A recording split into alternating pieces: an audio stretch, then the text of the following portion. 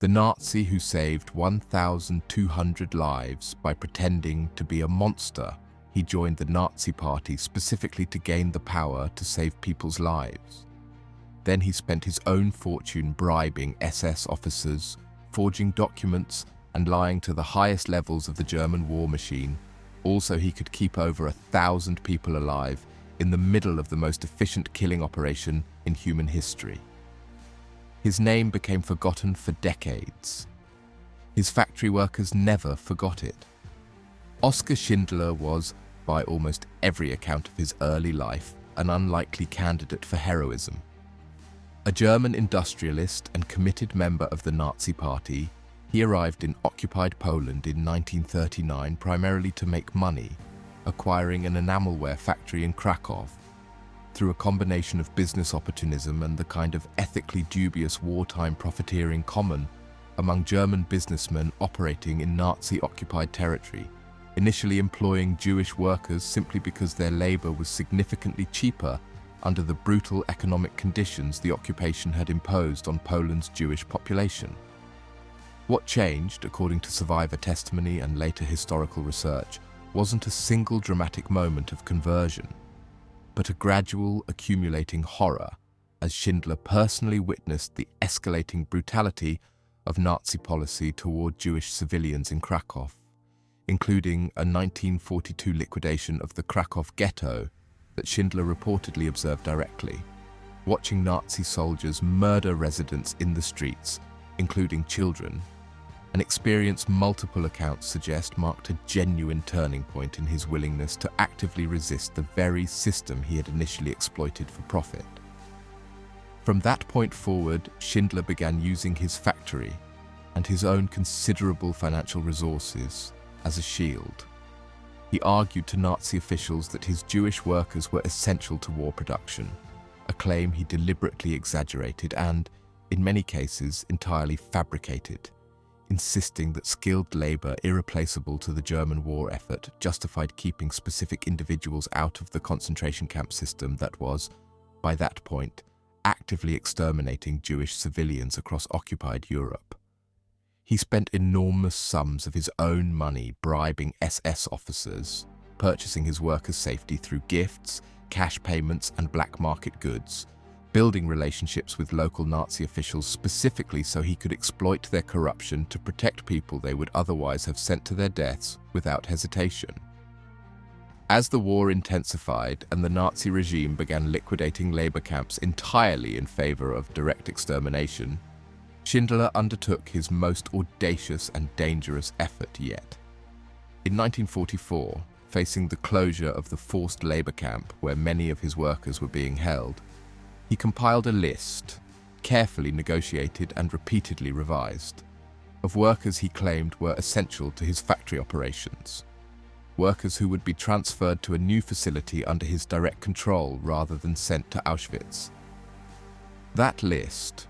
which would later give the story its enduring name, ultimately included 1,200 names, and Schindler spent a substantial portion of his personal wealth bribing officials to approve the transfer and ensure the list was honored. The workers on Schindler's list were transported to a new factory in Brunlitz, in what is now the Czech Republic, where Schindler continued protecting them through the war's final, increasingly desperate months, including one documented incident in which a trainload of his workers was mistakenly diverted to Auschwitz due to a bureaucratic error, and Schindler personally intervened, bribing officials to have them redirected back to his factory before they could be processed for extermination. Survivor accounts describe Schindler deliberately sabotaging his own factory's production quotas, ensuring the munitions his facility was supposedly producing for the German war effort were in fact largely defective and useless, a calculated risk that could have resulted in his own execution for treason had it been discovered. By the war's end in May of 1945, Schindler had spent virtually his entire personal fortune, accumulated through his earlier wartime profiteering, on bribes, black market goods, and the sustained protection of his workers, leaving him financially ruined at the exact moment the war concluded. Unlike many former Nazi Party members who faced prosecution or public disgrace in the war's aftermath, Schindler's own post-war life proved difficult and financially unstable,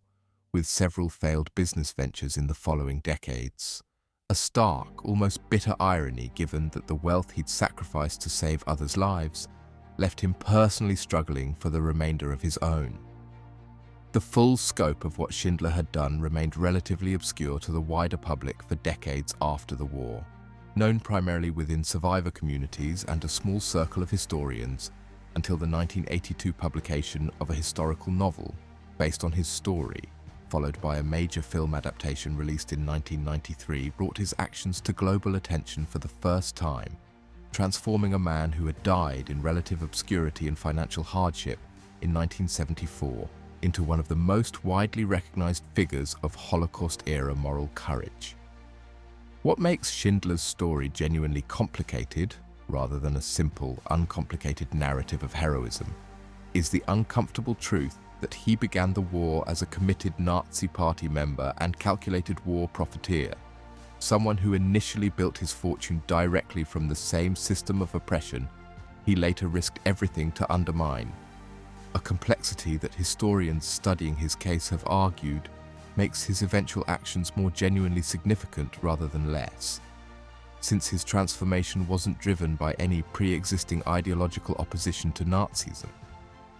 but by direct personal exposure to the specific human cost of a system he had originally been willing to profit from without serious moral objection. Today, descendants of the 1,200 workers Schindler saved number in the tens of thousands, a living testament to a decision made by a man with no obvious heroic background, no ideological motivation beyond what he personally witnessed, and every financial and personal incentive to simply look away, choosing instead to spend his own fortune and risk his own life, protecting people the most efficient extermination system in human history had already marked for death. He died broke, in a small apartment, largely forgotten by the world outside a small circle of survivors who never stopped visiting his grave. Every one of them owed him their life, and every one of them knew it, even when almost no one else did. If stories like this, where history's most unexpected figures made the most consequential choices, are exactly what you come here for, subscribe to The Grave Details, because history holds more stories like this than most people will ever know.